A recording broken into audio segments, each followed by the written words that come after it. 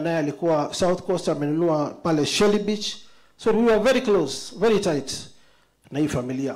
Kwa hivyo hata sisi tumewachwa na Lucy, na ile area Lucy mahali wamenunua nyumba na Ng'ang'a Shelly Beach, Likoni constituency, amekaa na majirani wake vizuri sana.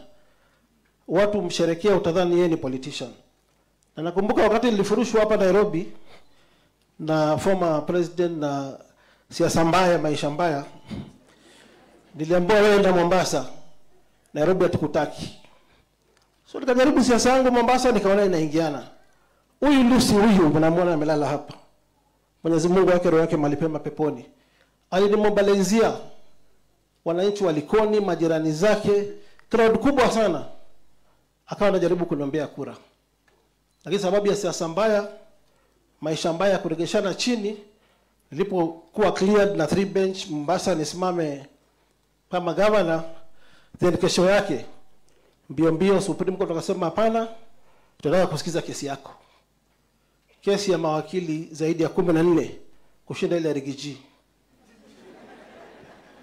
Wakasema itasikizwa na siku moja, judgment iandikwe na siku moja. By the time tunaitwa kotini, hata submission zetu hatuja file. Rigiji alikuwa amefile zake, mimi sikuwa nimefile. Kaambia lazima tusikize. Kesho yake nikaambiwa Sonko nyumbani, haufai kufai. Mheshimiwa former deputy president, nimeona kiti ilikuwa imewekwa hapo, uonekane uko peke yako.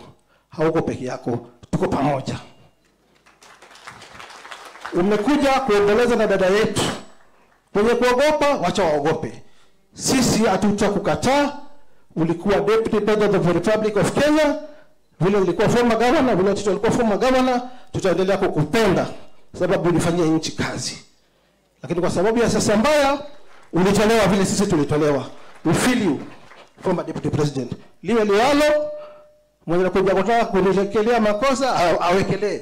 Sisi Mheshimiwa deputy president, we are fan of cases. Tumekaa jela sana tukahitimu. Na wacha nikufundishe sheria kidogo. Kwa sababu unaambiwa hata ukishakuwa impeached hautavai. Hiyo ni uongo. Waititu watakuwa kwa ballot. Katiba ya Kenya article 103 sub article 3.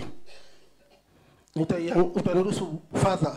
Kwa ufupi nipatie Mheshimiwa Rigiji moral.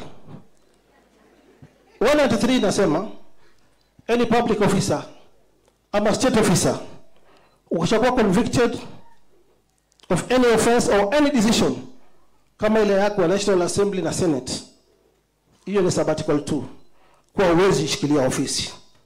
But ukienda chini 103 sub article 3 inasema